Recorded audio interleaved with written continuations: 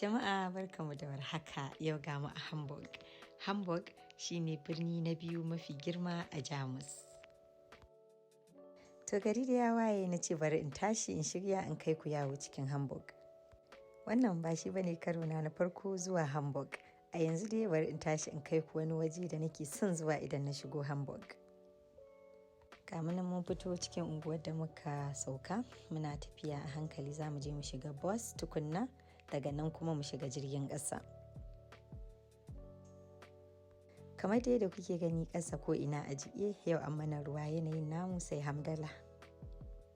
Gashi nan dai mun ƙaraso tashar jirgin ƙasa wanda ake kira Bamberg, za mu sauka a Ladungsbrücke. Ladungsbrücke gudi ne da ake yi wa jiragen ruwa lodi na kaya da za su tafi da shi wasu ƙasashen can na daban.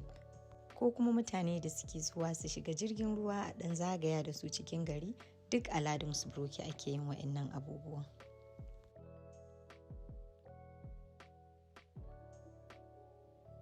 Gashi nan da yanzu mun ƙaraso za mu sauka sannan mu taka da ƙafa zuwa inda ake lodi da kuma hawa jirgin ruwa ɗin.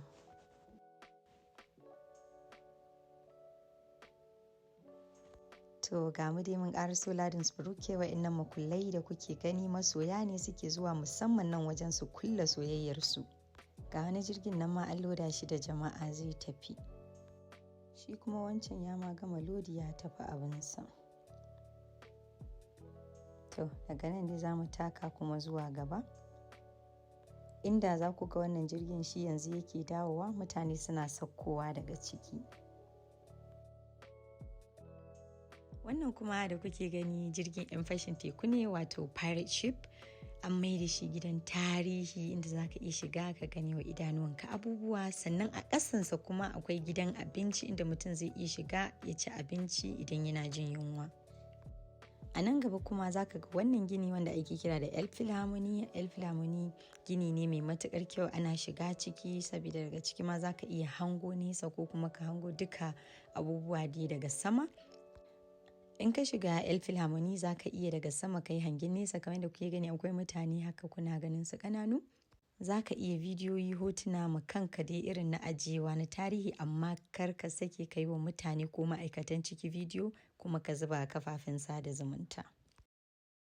To anan dai na tsaya yau, da fatan kun ji daɗin wannan bidiyo ɗin, kuma idan kun shigo Hamburg za ku ziyarci wannan wajen. Yanzu dai bari in je in shiga jirgi in koma inda na fito. Na gode, na bar ku lafiya.